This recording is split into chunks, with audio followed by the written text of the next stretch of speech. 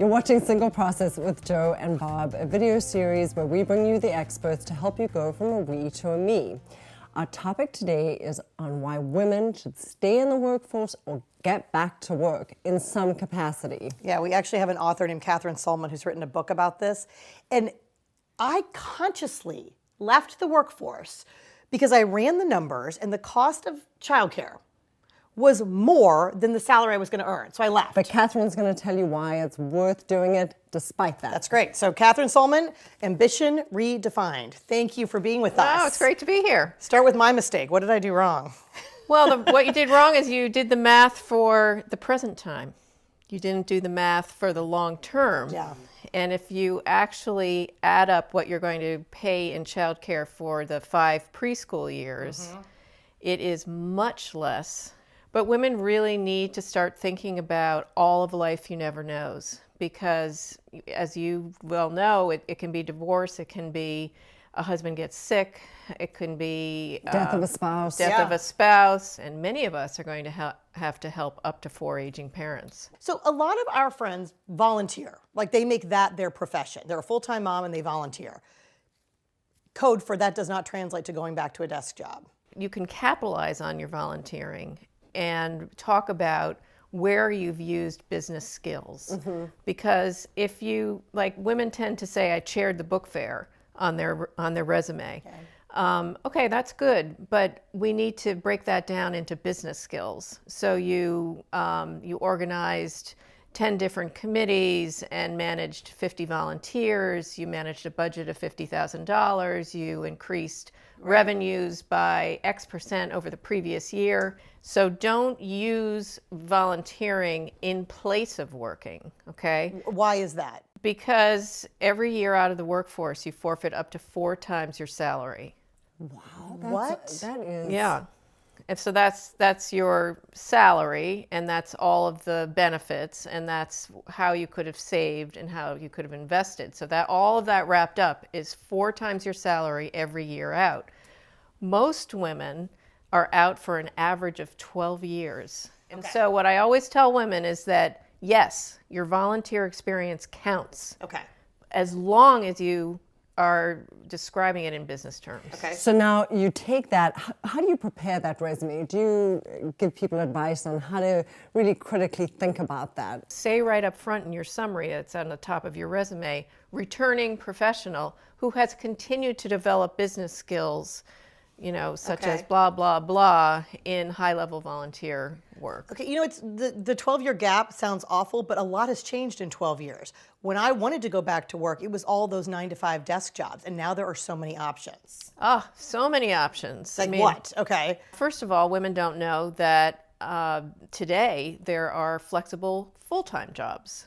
So they're flexible in terms of hours, and they're flexible in terms of location. You can often work at home, all or part of the time. There are flexible part-time jobs. In the past, we all thought of part-time jobs as going to get a job at Ann Taylor. And now there are professional part-time jobs. And the wonderful thing is that if you work 30 hours in a part-time job, and you work for a company that has 50 employers or more, then they're required to pay health benefits. Telecommuting, which is working at home all or part of the time. Now there are lots of jobs that are 100% work at home, and they're not crazy get-rich schemes. That's a great one if you're still I raising always kids. think of them as crazy get-rich schemes, totally. Yeah, a lot of them are. Yeah, but not anymore. No, I mean, now there are, people from the administrative levels all the way to the executive levels that are working at home as 100% telecommuters. Freelance, which is wonderful for women, because you could say, I want to just work, once in a while to keep my hand in things. I mean, and even if you had a freelance job once a quarter, you're going to be like miles ahead of the woman who's out for 12 years. You said that in our pre-interview. I think that's brilliant. Even if you're volunteering, consider picking up some freelance work just a couple of times a year, just to keep building your resume. Is it not a turnoff to employers if you lead with the I only want to work part-time, or I want to telecommute? Shouldn't you fake it till you make it and say I'm up for the full-time job and then scale back? No. No, definitely not. I mean, if it's a deal breaker for you, you're going to be miserable, and there's no guarantee that you're going to get the flexibility you need once you're actually working there. Talk about if I want to get back to work and I'm putting my resume together, where do I start looking for these career options that lend themselves to part-time, flex time, job sharing? You know, where's a good place to find what jobs are out there? The reality is that flexibility goes up as company size goes down. Okay. I thought you were saying salary goes down. No, definitely not. The smaller companies have, they can be more nimble and be more human, and their management team is more visible. I feel like in reading your book that was very industry specific. Like there were more freelance jobs in design and Marketing. accounting Where do you find that information before you even start looking at what company to go to? Where do you find just the options that are out there?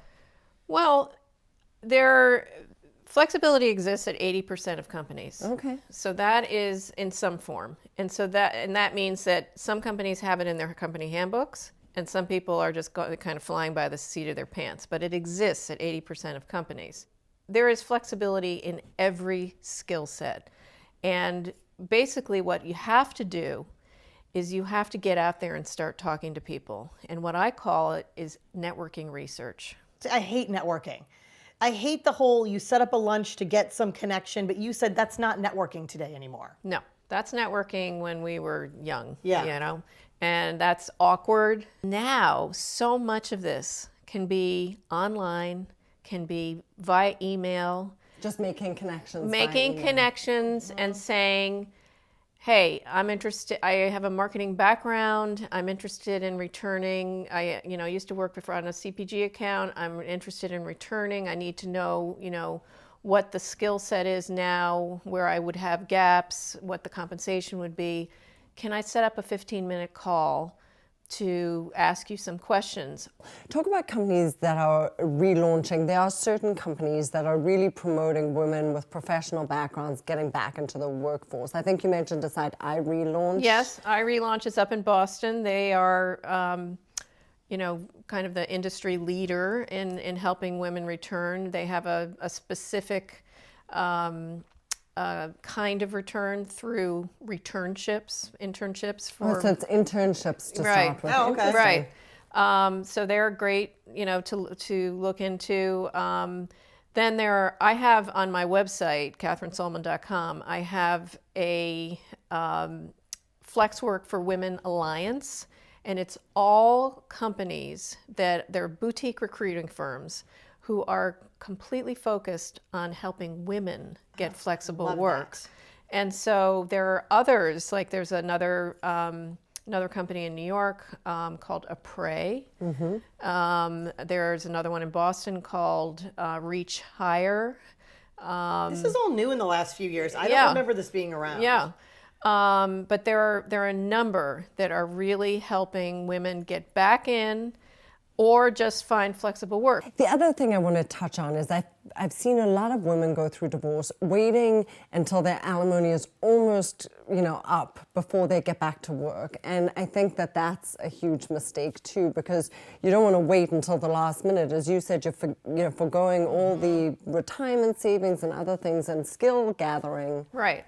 I mean, that's the argument for always keeping a hand in, because then you can ramp up when you need to, And if you don't want to be working full time before your alimony runs out, but you're building toward that. Yeah, the thing we took away from your book, both of us, and I'll make this last comment, is that if you haven't left the workforce, don't. Make it more flexible, make it work for you. And if you have, you got to get back in it, because your income situation is going to change in divorce. The alimony is going to run out at some point, and you need retirement. I found your book absolutely enlightening, totally fascinating. Everybody, divorced or not, should be reading this book. Yeah, it's great. So for more information on Kathryn Sollmann's book and other topics, check us out at thesingleprocess.com.